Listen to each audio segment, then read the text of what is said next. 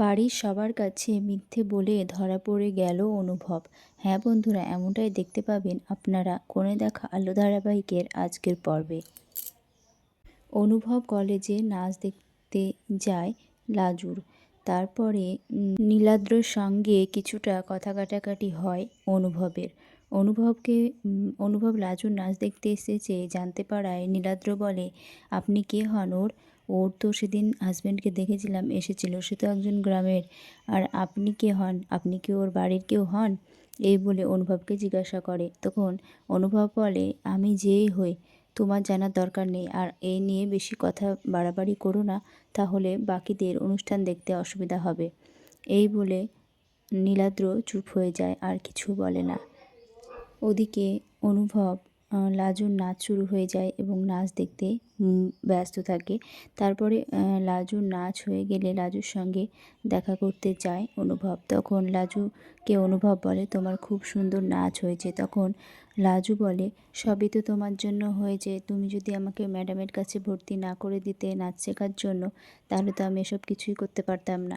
তখন অনুভব বলে যে তোমারও ইচ্ছা ছিল এবং তোমারও চেষ্টা ছিল, দুজনের চেষ্টাতেই হয়েছে, শুধু শিক্ষকের ইচ্ছেতে হয় না। শিক্ষক তো সবসময় চায় ছাত্রকে ভালো করে শেখাতে, কিন্তু ছাত্র যদি না শিখতে চায় তাহলে কিন্তু কেউ তাকে জোর করে শেখাতে পারে না। তখন লাজু জিজ্ঞাসা করে, বাড়ি থেকে আর কেউ আসেনি? তখন অনুভব বলে, না, কেউ যদি আসতো তাহলে কি আমি এইভাবে তোমার কাছে আসতে পারতাম? তারপরে দুজনে একসাথে বাড়ি ফিরলে সবাই সন্দেহ করবে এবং রাগারাগি করবে বলে অনুভব লাজুর জন্য ট্যাক্সি বুক করে দেয় এবং বলে, তুমি ট্যাক্সিতে করেই চলে এসো, আমি আগে চলে যাব। বাড়ি ফিরে সবাই এক জায়গায় থাকে এবং অনুভব বাড়ি ফিরে। তারপরে বনলতা খুব রেগে যায় অনুভবের ওপর, কারণ বনলতা জেনে যায় যে অনুভব লাজুর নাচ দেখতে লাজুর কলেজে গিয়েছিল। তারপরে অনুভবকে জিজ্ঞাসা করে, লাজুর নাচ দেখতে কলেজে গিয়েছিল? তখন অনুভব ভাবে যে হয়তো আমাকে আন্দাজে সবাই গেস করে বলছে। তখন অনুভব সবটা অস্বীকার করে, বলে না, সে কলেজে যায়নি।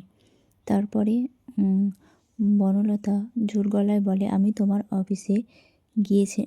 অফিসে ফোন করে জিজ্ঞাসা করেছি তুমি লাজুর নাচ দেখতে লাজুর কলেজে গিয়েছিলে, কেন মিথ্যে কথা বলছো? এইসব বলে বলতে থাকে অনুভবকে। তারপরে লাজু বাড়িতে ঢোকে এবং সবাই লাজুকে জিজ্ঞাসা করে। তখন লাজু ভাবে যে মিথ্যে বললে একটার জন্য 10টা মিথ্যে বলতে হবে, তার চেয়ে ভালো আমি সত্যি কথাই বলি। তখন লাজু বলে, হ্যাঁ, খিটকেল গিয়েছিল নাচ দেখতে কলেজে, তো কী হয়েছে?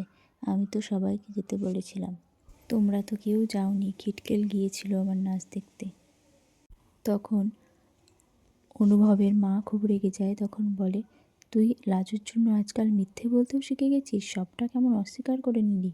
কেন আমাদেরকে মিথ্যে কথা বলছিস? তুই কলেজে গিয়েছিস অথচ আমাদের সামনে বলছিস যাসনি? তখন অনুভবের বাবা বলে, আমার ছেলেটার এতটা অবনতি হয়েছে, আমি তো ভাবতে পারছি না, সব এই মেয়েটার জন্য। ওই মেয়েটাকে যত তাড়াতাড়ি সম্ভব হোস্টেলে রেখে আসো এখান থেকে। আর ভালো লাগছে না, সহ্য হচ্ছে না, সব কিছু আমার ছেলের জীবনটা শেষ হয়ে যাবে। লাজু বলে দেয় যে অনুভব গিয়েছিল। তখন অনুভব মনে মনে ভাবে, লাজু কেন সবটা সবার সামনে বলে দিল? আমি তো সবটা ম্যানেজ করে নিয়েছিলাম, আমি সবাইকে সবটা মিথ্যে বললাম, আর লাজু সবটা সত্যিটা বলে দিল। লাজু কেন করলে তুমি এটা? এরকম বলতে থাকে অনুভব মনে মনে।